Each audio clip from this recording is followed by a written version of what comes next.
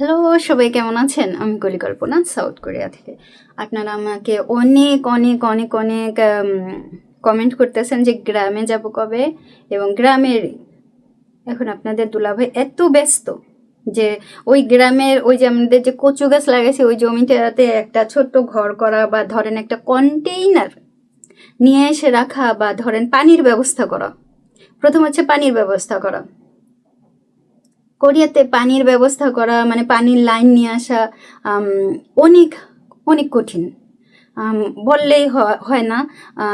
প্রথমত করতে হবে, আবেদন করতে হবে। তারপরে মানে আমার আজকে গলা ধরে গেছে যে এত পরিমাণের আজকে শুধু না, মাত্র কয়েকদিনের টেনশন, কয়েকদিনের আমাদের চিন্তা ভাবনা, কত জায়গায় খোঁজ খবর নিচ্ছি, কোন কোন অফিসে গেছি শুধুমাত্র এই যে একটা ঘর করার জন্য। হ্যাঁ, খুব ছোট্ট করে একটা ঘর করার জন্য মানে আমার গলা মানে গলা ধরা, চোখের পানি চলে আসতেছে যে এতটা কষ্ট। এইটা যদি আমি আগে জানতাম তাহলে আমি এই শুধুমাত্র জমি কিনতাম না, ওই জমির উপরে যে ঘর আছে না, ঘরই কিনতাম। ঘর যেমনই হোক না কেন, তাতে গিয়ে অন্তত আপনি 1-2 বছর 5 বছরও থাকতে পারেন এরকম। কিন্তু একটা ফ্ল্যাট জমিতে আপনি যখন ঘর করতে যাবেন, আপনি অনেক দিকে চিন্তা ভাবনা করতে হবে, অনেক জায়গায় খোঁজ খবর নিতে হবে, এবং বিশ্বস্ত মাধ্যম যদি না হয়, বা কোরিয়ার ভেতরে টাকা নিয়ে চলে যায়। বুঝছেন? আমরা যে কয়টা জায়গাতে খোঁজ খবর নিচ্ছি তারা আমাদেরকে বারবার করে বলতেছে, দেখেন এরকম ঘর করার জন্য অনেকে টাকা লস খাইছে। যখনই বললে টাকা লস খাইছে, এখন আমাদের আবার চিন্তা হয় যে আপনার সাথে কাজ করব, এই করব। তারপরে এনরাই আমাদেরকে বলে দিচ্ছে যে টাকাটা যেন, আমার খুব কষ্ট হইতেছে আজকে কথা বলতে সত্যি, যে টাকাটা যেন যখন এরকম কোনো ঘর করার হবে, কথাবার্তা হবে, টাকা কখনো যেন একবারে দেওয়া না হয়, এটা 6 ভাগে বা 5 ভাগে দেওয়া, ঠিক আমাদের দেশের মতো ওই রকম। তারপরে কোনোভাবেই যেন টাকার একটু বেশি অ্যামাউন্ট দেওয়া না হয়। ঠিক এইভাবে ওনারা বুঝাই দিচ্ছে। তারপরে ঘরের সিস্টেমগুলো দেখাচ্ছে, এই করতেছে। এখন আপনি ছোট্ট করে একটা ঘর তুলতে চাচ্ছেন, হেরা ছোট্ট করে তুলবে না। তাদের কথা হচ্ছে ছোট্ট করে তুললে খরচ বেশি, আর বড় করে তুললে ওই রকম। আবার বলতেছে যে দোতলা বাড়ি করলে পরে সেটার খরচ আরো অন্যরকম, আরো বেশি, ডাবল খরচ। হ্যাঁ, আর তারপরে রাস্তা হচ্ছে ছোট, ওই রাস্তা দিয়ে জিনিসপত্র নিয়ে আসা খুব কষ্ট হবে, মানুষজন হাতে হাতে করে নিয়ে আসবে, সেজন্য কষ্ট আরো বেশি। মানে আপনাদের দুলাভাই এখন এমন এক পর্যায়ে পড়ছে, আপনাদের দুলাভাই তো ছুটি একটা দিন ছুটি নিতে গেলেও তার অনেক কৈফিয়ত দিয়ে নিতে হয়। ধরেন হাসপাতালে গেছে, হাসপাতাল থেকে আমি যে কয়বার হাসপাতালে আসছে আমি দেখছি যে ওই পথে আবার কাজে গেছে। এখন আমি আপনাদের দুলাভাইকে বলতেও পারি না যে তুমি অফিস থেকে ছুটি নাও, ছুটি নিয়ে আমার একটু কাজ করে দাও, হ্যান করে দাও, ত্যান করে দাও। আর বেশিরভাগ অফিসগুলোই সোমবার থেকে শুক্রবার পর্যন্ত খোলা থাকে, কারণ কোরিয়াতে সরকারি ছুটি হচ্ছে শনিবার আর রবিবার।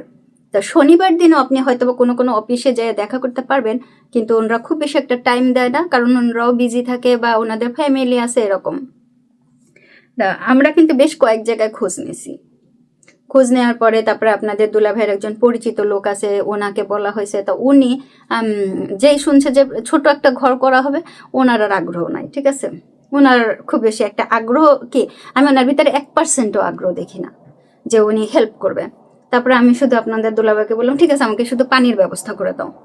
এখন আপনাদের দুলাভাই বলে পানির ব্যবস্থা করে দেবো কার মাধ্যমে? আপনাদের দুলাভাই এত ব্যস্ত, যাকে বলবে যে একটু পানির ব্যবস্থা করে দেন, ওইখানে একটা কল বা ইসের সাইডে করে দেন, সেই রকম মানুষও নাই।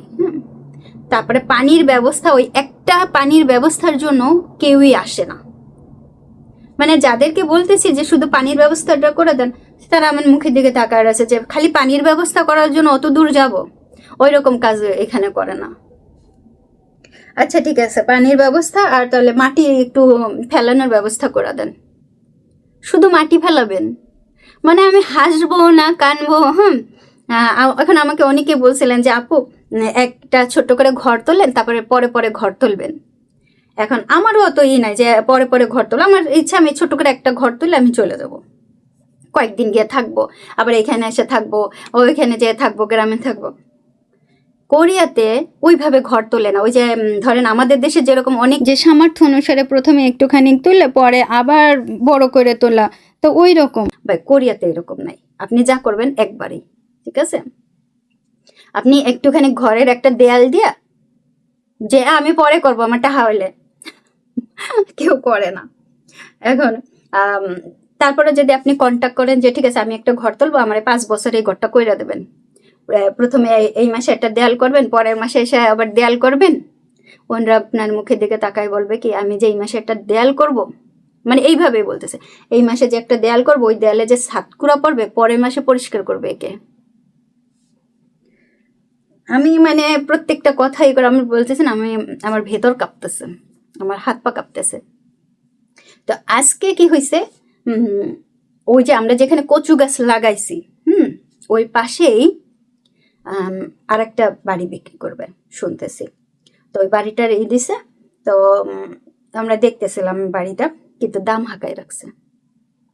এবং আমি যেই কথা বলতে গেছি বুঝছেন, আমাকে বলতেছে যে ওই সামনের জমি কেনা হয়েছে ওই না, আমি বলছি হ্যাঁ। ও মা, শোনার সাথে সাথে যে কাজটা হয়েছে, একটা টাকা মানে কোরিয়া তো একটা ওনও কমাবে না। উনি বুঝে ফেলছে যে পাশের থেকে আসছে যেহেতু সেহেতু নিবেই, এরকম। ওনার ঘর আছে, বহুত পুরনো ঘর, যে ঘর ধরেন যে কোনো সময় ভাঙা যেতে পারে যদি একটা ভূমিকম্প হয় বা এই হয়। ভূমিকম্প তো ভালো ভালো দেয়াল মানে ভালো ভালো বিল্ডিং ভেঙে যায়, আর ওনার ঘর তো বহুত পুরনো ঘর, ঠিক আছে? 1900 কত সালের ঘর, ঠিক আছে? 55 না 60 এরকম ওই সালের ঘর, ওনার বাপদাদারা আমলের ঘর। তো উনি এখন অসুস্থ, ওনার চোখে সমস্যা হয়েছে, সেজন্য উনি ওই জমি বিক্রি করবেন। তা আমাকে বলতেছে নিলে নাও, তাড়াতাড়ি নিতে হবে, কারণ ওই জমির কিন্তু লোক আছে, লোকজন দেখে আসতেছে। এখন আমি আপনাদের দুলাভাইকে বলতেছি যে তাহলে এই জমিটা একটু দেখো, ঘর এরকম ছবি পাঠাইছে, এই পাঠাইছে। তো আপনাদের দুলাভাই বলতেছে আমার আমি এখন ঘরে বসে বসে আমি এইখানে দেখতেছি ওইখানে দেখতেছি, এই যে একটা ছোট্ট একটা জমি কিনা রাখছি, এই যে নিচু ফ্ল্যাটের, হ্যাঁ। এখন পাশে আর একটা ঘরে করতেছে। এখন আমার কথা হচ্ছে আমি আপুদের কাছে হেল্প চাচ্ছি, আমার আপুরা ভাইয়ারা আছেন, বেশ কিছু আপুরা ভাইয়ারা আছেন, আমাদের জমির অপোজিটে এই ঘরটা, মাঝখানে রাস্তা, এবারে অপোজিটে এই ঘরটা। তো এই ঘরে এখন আপনাদের দুলাভাই যেহেতু টাইমই পাচ্ছে না, তারপরে লোকজনের সাথে যেহেতু আমরা করে পারতেছি না যে ঘর তোলা বা করা, কিন্তু দাম কিন্তু আকাশের মতো উঁচু করে রাখছে একটুখানি জমি। আমরা নিচে যে জমিটা কিনছি তার থেকেও অনেক ছোট এই জমি, ঠিক আছে?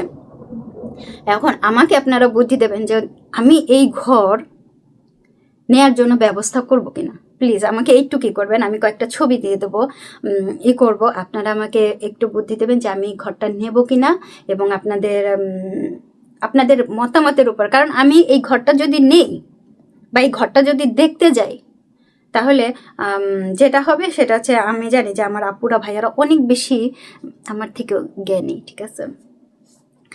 এই ঘরটায় আমি অন্তত আগামী 5 বছর থাকতে পারবো, সামনে কোনো কিছু গাছ লাগাইতে পারবো, এখানে পানির ব্যবস্থা আছে ঘরটার ভিতরে, কারেন্টের ব্যবস্থা আছে, বিদ্যুতের ব্যবস্থা আছে, তারপরে হচ্ছে গিয়া টয়লেটের ব্যবস্থা আছে, ঠিক আছে? আমি আপনাদের দুলাভাইকে বলছিলাম তাহলে ওই নিচের জমিটাতে শুধুমাত্র একটা টয়লেট, একটু পানির ব্যবস্থা করে দাও, আমি টেন্ট নিয়ে যাই থাকবো, আমাদের প্রচুর টেন্ট ঘরে। আপনি বিশ্বাস করবেন, আমি একটা রুম, আমার এই পাশের যে একটা রুম সম্পূর্ণ টেন্ট, হ্যাঁ, টেন্টের সমস্ত জিনিসপত্র ভরা একটা সাইডে। কারণ আমরা প্রচুর টেন্টের ক্যাম্পিং করছি, কিন্তু এখন ইদানিং করি না, প্রায় বছর কয়েক ধরে আমরা টেন্টই নিয়ে যাই না। কারণ আমি যে বললাম না, আমি জব ছেড়ে দিছি, এর জন্য কোথাও যাই না। মাঝে মধ্যে কোথাও ঘুরতে যাই, কোথাও বেড়াইতে যাই, ওই পর্যন্ত। এছাড়া আমি এখন টেন্টের করি না, কারণ খরচ প্রচুর হয়। যখন জব করছি তখন আমি প্রচুর ঘুরে বেড়াইছি, কোনো টাকা করি না। এখন আপনাদের দুলাভাই একা জব করে, হ্যাঁ। আর ওই যে পার্মানেন্ট টয়লেট বললেন বা টেম্পোরারি টয়লেট যদি একটা বসাইতেও যান, তাহলে আপনাকে পারমিশন নিতে হবে। এবং যদি টেম্পোরারি টয়লেট করেন, তাহলে আশেপাশের লোকজনরা আপনার নামে কমপ্লেন দেবে। মানে এমন একটা দেশ কোরিয়া যে আপনি ঠিক মতো যদি চলাফেরা না করেন, আপনার বাড়িতে যদি কোনো কিছু রাখেন, যদি ঠিক না হয়, বেঠিক হয়, মানে কমপ্লেন যাবে এবং জরিমানা হবে। এবং টেম্পোরারি ওই টয়লেটগুলো সাধারণত কোরিয়াতে কেউ ব্যবহার করে না।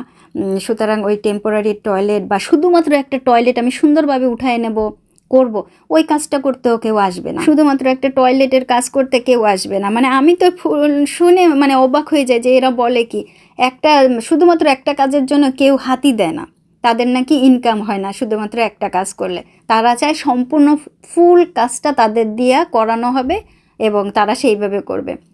এখন আমার কথা হচ্ছে, আপনারা আমাকে এই ছবিগুলো দেখে দেখে বলবেন যে আমি এই ঘরটা দেখতে যাব কি না, এবং এই ঘরটা নিলে অন্তত আমি কিছুদিন থাকতে পারবো। ঠিক আছে, ওনার বাপ দাদার আমলের ঘর, আর ওনার বাড়ি এই যে পাশেই, কিন্তু উনি কথা বলবে না। ঠিক আছে, যা কারণ ডিলারের মাধ্যমে সমস্ত কিছু যেহেতু হয়, এখন ওনারা বুঝে ফেলছে যে আমরা নেওয়ার চিন্তা করতেছি, সে তো একটা অন্য কমাবে না। আপনাদের দুলাভাই বলছে তুমি কি করতেছো, ওইখানে নিচে জমি কিনছো, আবার এইখানে যদি এটা কিনো কত খরচ পড়ে দেখছো।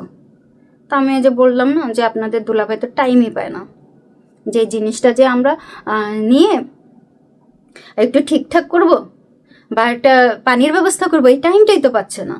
বা কাকে দিয়ে করবো, ওই একটা কাজ করার জন্য লোকও তো আসতেছে না।